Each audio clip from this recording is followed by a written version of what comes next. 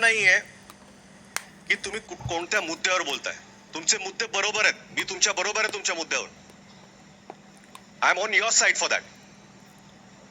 पण मुद्दे कसे मांडायचे, कुठे मांडायचे, कोणासमोर आपण मांडतोय, याचं काय भान ठेवणार आहात का नाही तुम्ही?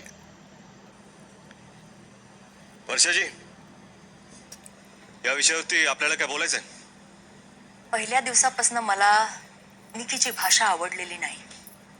कारण तुम्ही म्हणता तसं तिचे मुद्दे बरोबर असतील, पण मुद्द्यांच्या बाबतीत बोलाल तर स्वतःवर जेव्हा म्हणजे माझ्याकडनं ज्या चुका झाल्या तेव्हा त्या तिच्याकडनं जेव्हा होतात तेव्हा तिचं म्हणणं असं असतं, ही माझी मर्जी आहे, हे माझं घर आहे, झालंय, ठीक आहे, माझ्याकडनं झालं ते, मग त्याचा स्वीकार करावा. मला ती म्हणते तुम्ही स्वीकार करत नाही. मी स्वीकार केल्या गोष्टी, पण त्याच्या पुढे जाऊन हे असं बोलणं की नाही, तुमच्या जास्त वेळा चुका झाल्या, त्यामुळे तुम्हीच चुकीचं वागता, तुमचं मन काळं कुट्ट आहे आणि मी जरा बसले त्या पलंगावर उठले, म्हणजे एक सावज हेरतो ना आपण, ह्या घरात येऊन तिने एक सावज हेरलं आहे आणि ते म्हणजे मी आहे आणि माझीच शिकार करायची प्रत्येक वेळेला.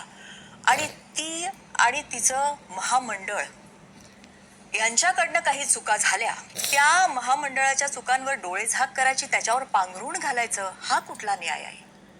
आणि मी प्रत्येक वेळेला कधीही तिचा अवमान केलेला नाहीये. एक ती स्त्री आहे माझ्यासारखीच, याचं मी भान प्रत्येक क्षणी ठेवलेलं आहे असं मला वाटतं. वर्षाजी, आपण मुद्दा म्हणालात, पण एखादा मुद्दा किती खेचावा याला पण एक सीमा असते.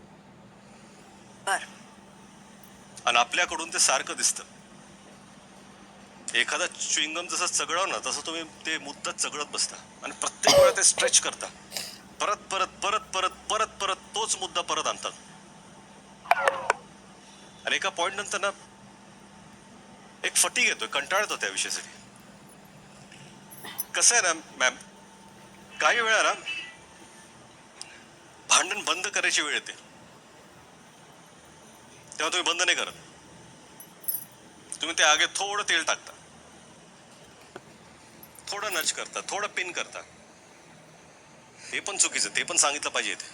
अर्थात हा मुद्दा तुम्ही जो सांगितला तो मी जरूर लक्षात ठेवीन, त्याला आचरणात आणायचा प्रयत्न करीन. Abhijit, yes sir. वर्षाजी जे म्हणतायत त्याच्यावर तुमचं काय मत आहे?